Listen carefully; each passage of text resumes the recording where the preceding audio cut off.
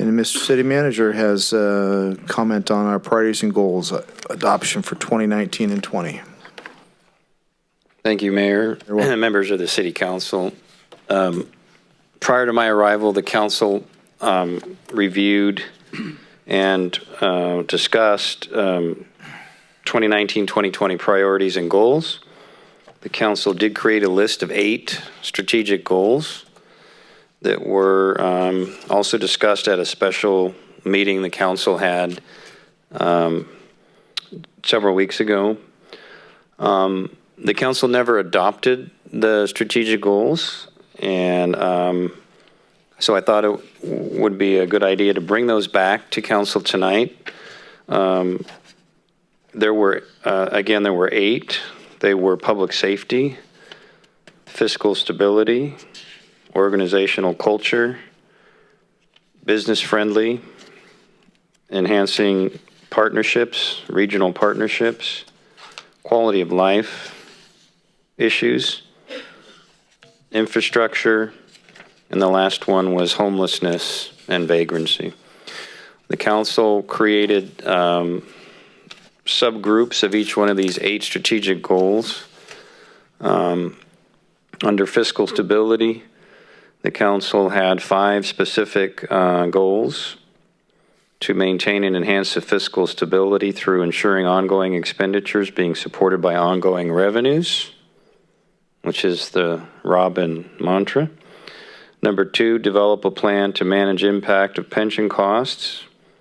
We've had a whole bunch of community meetings on pension issues. There's several more coming up.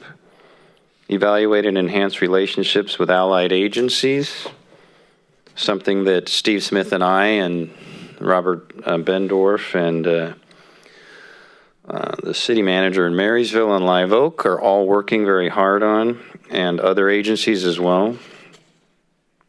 Manage and stabilize and justify water and wastewater fees, and explore opportunities to expand and diversify citywide revenue sources, which is clearly an issue we're going to tackle in the coming year. Under organizational culture, the Council had 4 goals. Workplace culture, professionalism, employee development, which we do spend a great deal of time and energy on through the Fly the Mission Academy, the Citizens Academy in the Police Department, and various, we just implemented a mentorship program this year for employees that are interested. So there's a lot going on with employee development. Recruitment and retention is an ongoing issue for all public agencies, and for that matter, private agencies and corporations. Recruiting skilled talent is becoming more and more difficult. So we need to have ongoing discussions about how to mentor and retain talented employees that will stay in the organization and move up in the organization. Succession planning is extremely important in this kind of environment that we're in, which is a very competitive environment. So that's a very important line item there.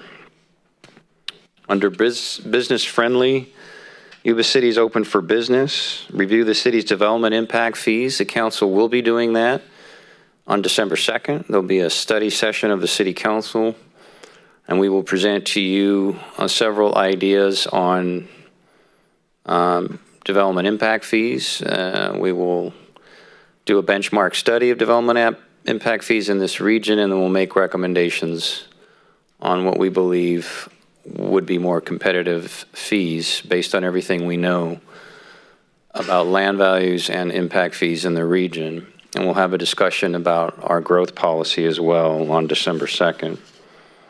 Item 2 is general plan zoning code update. The general plan itself needs to be updated in the next several years. All of the elements need to be updated. That'll be a major undertaking by the Development Services Department.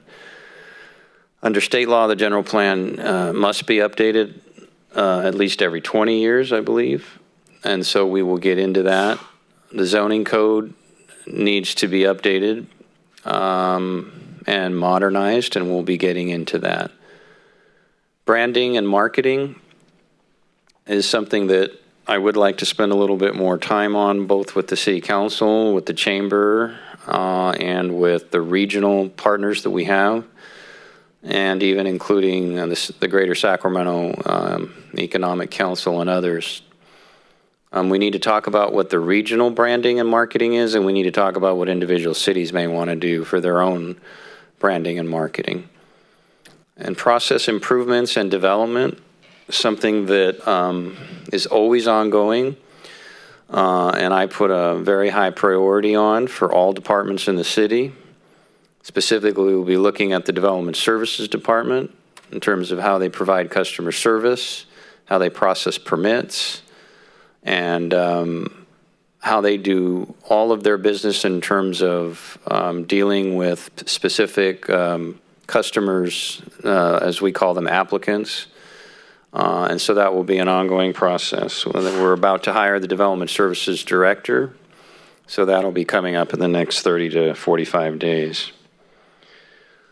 The next strategic area is enhanced partnerships. Partnerships with our regional partners. That would be the counties and cities, but also the Chamber, SACOG, the Sacramento, Greater Sacramento region, Valley Vision. There are all sorts of regional partners that we need to make sure we're working with and communicating with. And community engagement will be front and center over the next year as we look at revenue measure and some other things. The quality of life is fundamental for all cities. It has to do with clean and safe neighborhoods, be your police department and your code enforcement. And then Parks and Rec and arts, the cultural aspects of quality of life, and reaching the public on all of these issues. And that will also be front and center over the next year. And then the last item is something that, oh, wait a minute, I missed one. Hold on. Infrastructure. Oh, there it is. Infrastructure investment. And we have a number of challenges in that area. Yuba City has been incorporated a long time, since the early 1900s, which is to say that we have aging infrastructure, water, sewer, buildings, vehicles, stop signs, sidewalks, curbs, gutters. It goes on and on. All of which need to be replaced over time, and having appropriate replacement funds for all of those things. We're working on it. We have city buildings like fire stations, and we have corporation yards. We have all sorts of infrastructure, not to mention the streets themselves, which is ironically our largest asset. For any city, their largest asset is the actual streets themselves in terms of total value. So all of that needs more attention in terms of long-term financial planning, and how do we create those replacement funds, and ultimately how do we get the work done, especially in this environment when contractors are charging basically double what they charged a few years ago. So all of that is on the table. And then the last item is homelessness and vagrancy. Working with regional agencies to address the issue. We have a bi-county homeless committee, which is meeting on a regular basis. Council also formed an ad hoc committee of 2 council members and 2 board of supervisors from Sutter County to meet and discuss the issue for Sutter County. Vagrancy and blight is something that both the police and code enforcement groups and staff are working on. And finally, item number 3, as in terms of dedicated staffing, the police chief is actually about to hire a full-time officer that will be dedicated to this issue. And that is just underway. And we're very excited to have that person on board.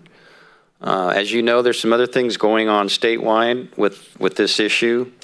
The council will be hearing very shortly. The ordinance will be coming back to you on the camping issue. And there is significant state funding that has been put towards this issue over the last year and will be again next year. Nearly $1 billion from the state budget will be available for cities and counties and other nonprofits to deal with this issue, the homeless issue statewide. So it's a significant investment, and that should help as well. So these were the 8 strategic goals that the council took a look at when I think over the last 6 months or so.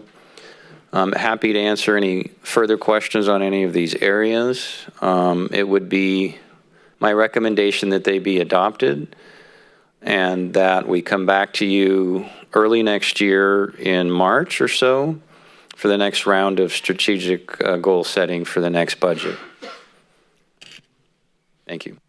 Through the mayor, I would just like to add to the city manager's report is that when we developed or participated in developing these goals, it was done so not with just the council, but with the city staff, and we invited the public as well. And we would likely continue to do that. One of the goals of this council, as you saw up there, is to be engaged with the public. So this wasn't something that the 5 of us did in a vacuum. We sought the assistance, guidance of others who are stakeholders in the community. And I just wanted to add that. I know the city manager wasn't here at the initial meetings and may not have been aware of that.